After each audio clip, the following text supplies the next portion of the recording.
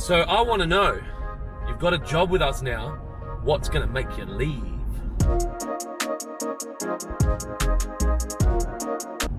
Good morning and welcome to In the Car with Clint, number 46, I believe. We are on Monday again. We've had our grand opening at Dry Creek, and I feel like that is a line in the sand for me for Dry Creek, and it is now in the hands of my team, and I can now start focusing more on the strategic direction of the business again until we open another location or buy another business. Today, I'm heading to Kent Town and I'm going to train 2 new people. We've got 2 new guys starting. One will be based at Railways, one will be based at Waterpro in Kent Town. And so today's a little bit about employment and a little bit about why you might leave. Now, one of the questions that I ask new employees is, what would you leave here for? And it's really insightful to understand why people would leave working for the business. And people have plenty of different reasons. It could be that it's not a cultural fit. It could be that the business is just a stepping stone towards them doing something differently. It could be that if a family member was ever to get ill, that comes as a priority. It could be that they're going through a divorce, and that once that's settled, that they're going to go start their own business. Whatever it is, it's important for me and the management team to understand what people want out of their careers and their lives, so that we can, I guess, help both them to find what makes them happy and help them get what they want out of life.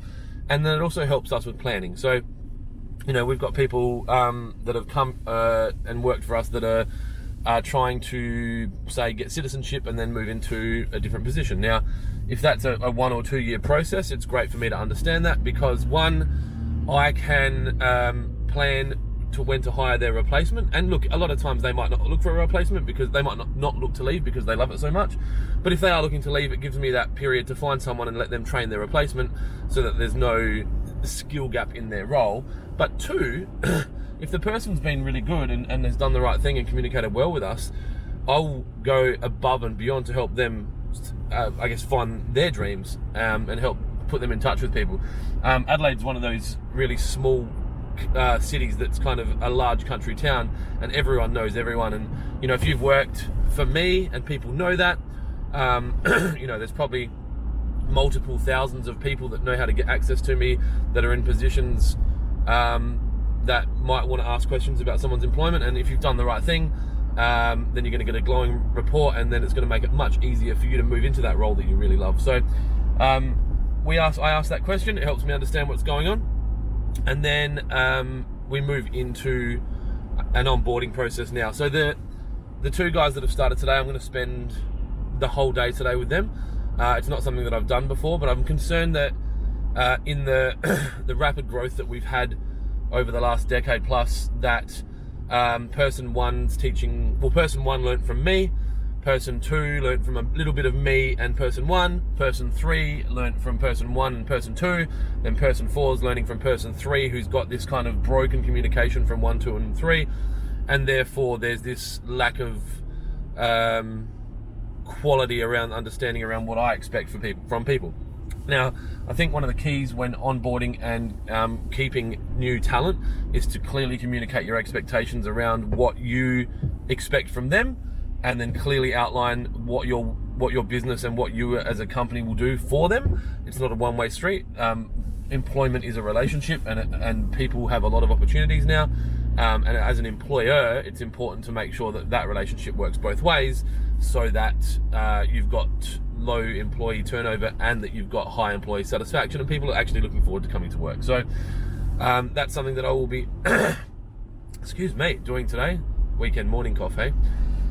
And then throughout the first 3 to 6 months, just making sure that they know that they've got access to me, and that if there are any concerns around how they're fitting in, or any misunderstandings around their expectations on either way, that they're comfortable having that conversation, and they've actually got a vocabulary for that, and that the senior management team across the companies are aware of the way that I want it done, so that then there's a quality conversation happening both ways. So if they're not meeting the expectations of what we've set out, like they're not doing their job how we require them, that we can communicate that with them in a positive manner, and that they've just got this kind of candid feedback. And then if they're concerned about how something's happening on the flip side of that they have, I guess they've got that me as a shield to know that they can go to the management team and say, hey, I'm a bit concerned about this. I thought this was going to happen. And then there's this beautiful relationship. So that's what I'm doing today. If you are having any concerns around onboarding and retaining employees, you're going to probably find that it's generally around a misalignment of expectations due to a lack of communication. Now, that could be around remuneration. That could be around hours. That could be around that you were going to buy them a pair of shoes and you didn't do it. But I think it's really important to have those conversations very early. Make it very clear. We're filming today's session so that we can post it in Employment Hero, which is the software that we use for all of our onboarding and wage management and like leave management and all that, so that all future employees, as I get to a point where I'm not able to spend the time, a full day onboarding people, there's some video footage that the management team can use, and that we'll have someone with that person on their first day teaching them about their job, and they'll be watching the video directly from me, so that there is no shandying of information throughout the people.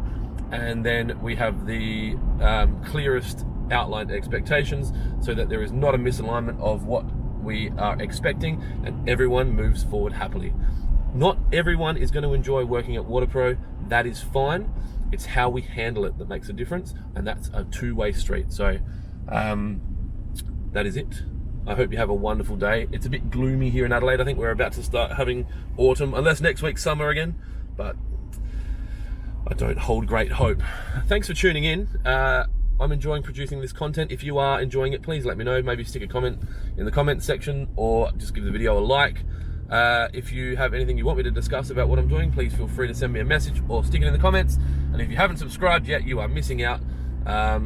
You've got 115 friends there that are also enjoying the content. But if not, that's fine too. Be kind to each other, and I'll talk to you tomorrow morning.